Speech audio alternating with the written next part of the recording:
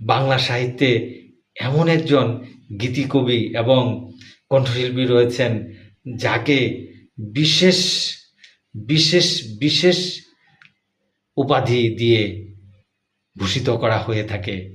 এবং এই গীতিকবি বা সাহিত্যিক বা কণ্ঠশিল্পীকে আমরা সবাই চিনি, কিন্তু আমরা অনেকেই জানি না যে ওনার এই বিশেষ উপাধিটি কি। জি বন্ধুরা, গঙ্গা রিড থেকে আমি আছি আপনাদের সাথে। আমরা সবাই জানি যে ভূপেন হাজারিকা ভারতের একজন গীতিকবি, সাহিত্যিক এবং কণ্ঠশিল্পী।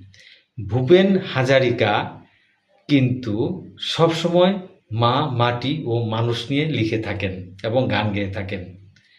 এবং এই ভূপেন হাজারিকাকেই বলা হয় ব্রহ্মপুত্রের কবি। জি, সবাই মনোযোগ দিয়ে শুনবেন। ভূপেন হাজারিকে বলা হয় কি? বলা হয় ব্রহ্মপুত্রের কবি।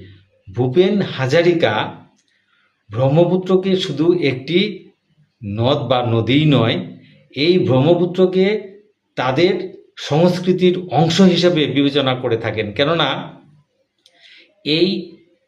উনার মতে এই নদী হচ্ছে আমাদের জীবনের অবিচ্ছেদ্য অংশ।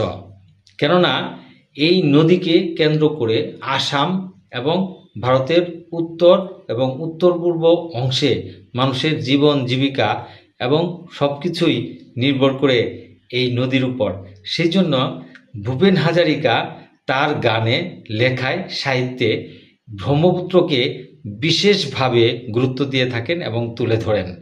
সেজন্য ভূপেন হাজারিকাকে বলা হয় ব্রহ্মপুত্রের কবি। ধন্যবাদ।